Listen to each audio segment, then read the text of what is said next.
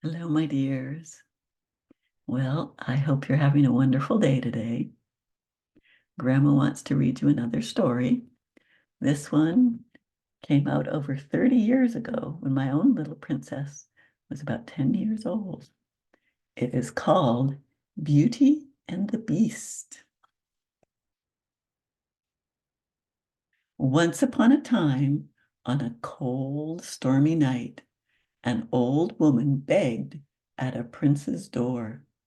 She offered the prince a rose, but he selfishly told her to go away. Suddenly, the beggar magically changed into a beautiful enchantress, much to the prince's surprise. Then, because of his selfishness, she cast a spell on him, turning the prince into a hideous beast.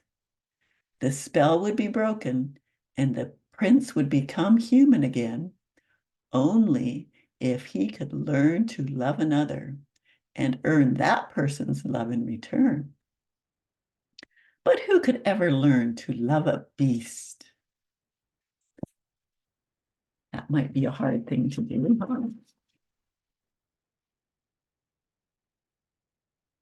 In a small village, not too far from the beast's castle, lived a young woman named Belle.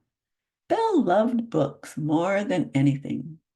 While everyone in town admired the handsome hunter Gaston, Belle kept her nose buried in her favorite books. See, there is Gaston, flexing his muscles. All the girls are oohing and eyeing, and he thinks he's so handsome and so cool. This bothered Gaston, because she wasn't admiring him, for he intended to marry Belle. After all, he explained, she's the best, and don't I deserve the best?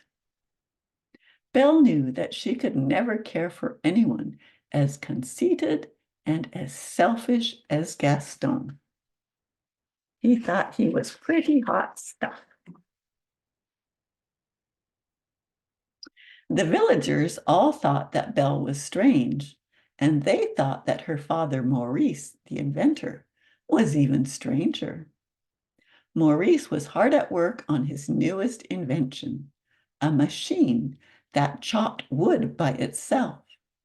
You are sure to win first prize at the fair tomorrow, Papa, said Belle, seeing him off. Goodbye.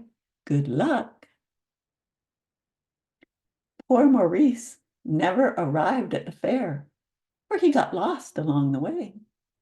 Separated from his horse, Philippe, Maurice made his way to the beast's enchanted castle.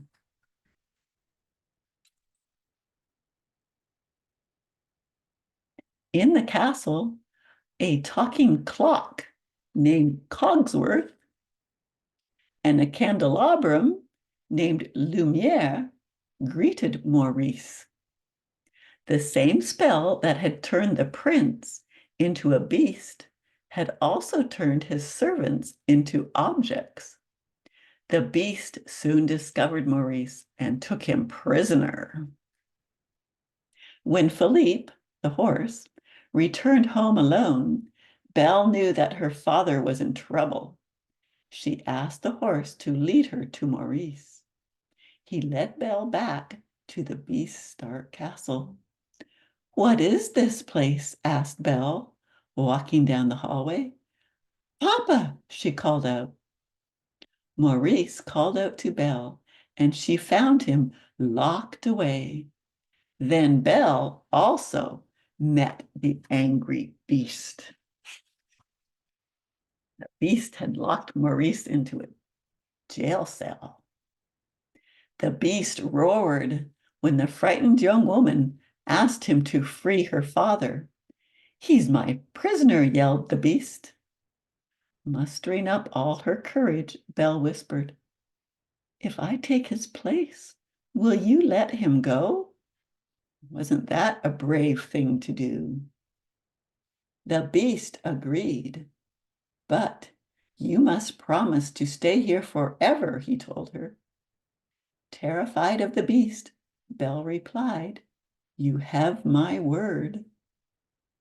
See her father? I don't think he wanted to leave her behind. Now that Belle would be staying in the castle, she decided to have a look around. The beast wasn't keeping her in the jail cell, at least.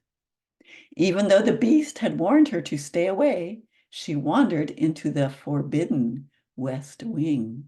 There she found the enchanted rose that held the beast's fate.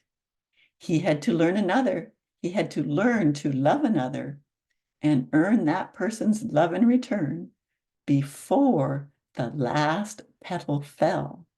If he did not, he would remain a beast forever.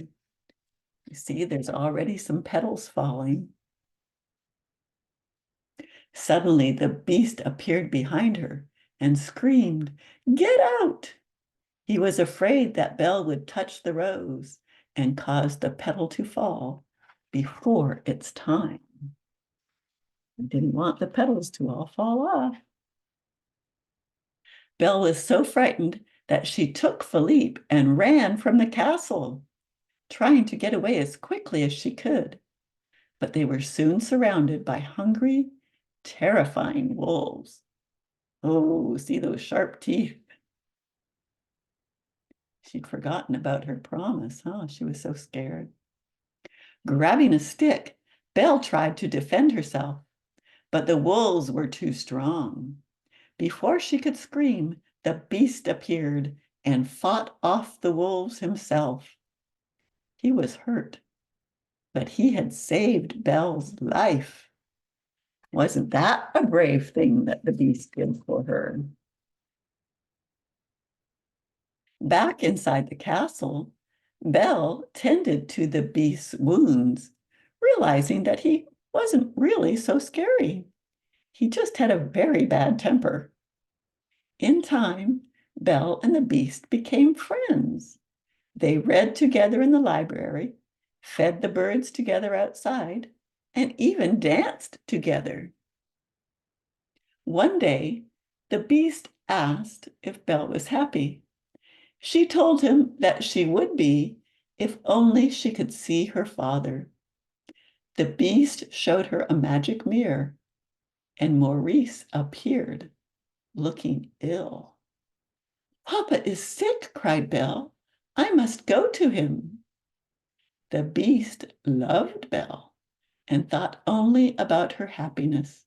He released her, giving her the mirror to take home so she could look in it and see him anytime she liked.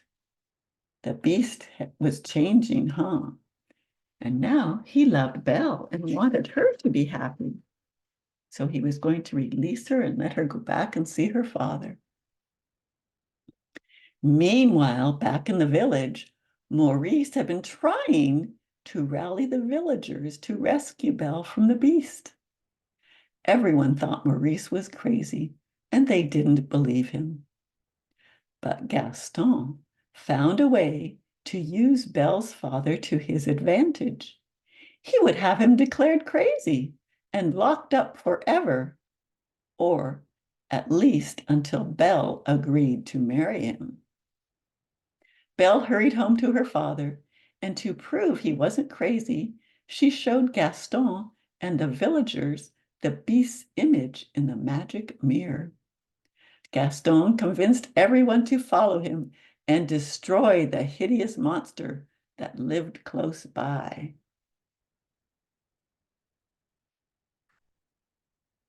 He doesn't want the beast around anymore. When Gaston and the villagers arrived at the castle, they were met with a surprise.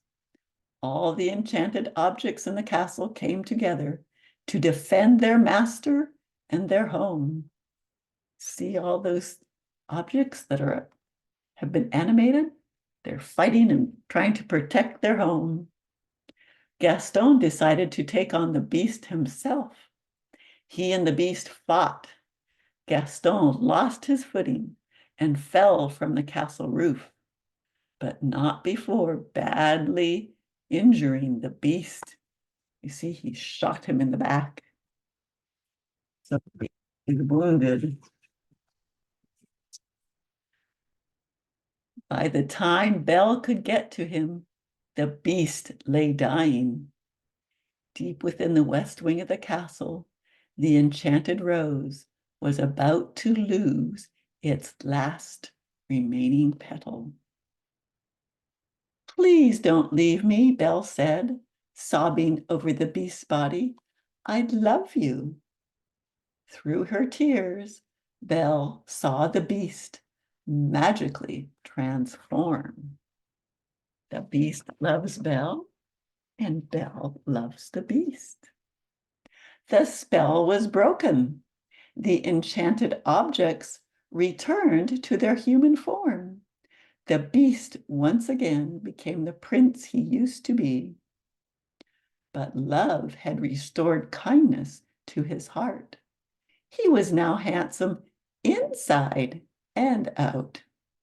Belle and her prince danced together, knowing that they would both live happily ever after. And so love changed them both.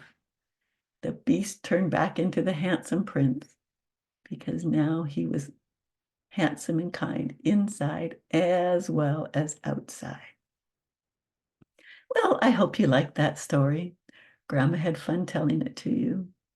And remember, if you want to see some of the other stories that Grandma's told you over the years, I started this just for my own kids, but I made it public so other people can see it too, because there are some lots of cool stories out there that I know that children would like.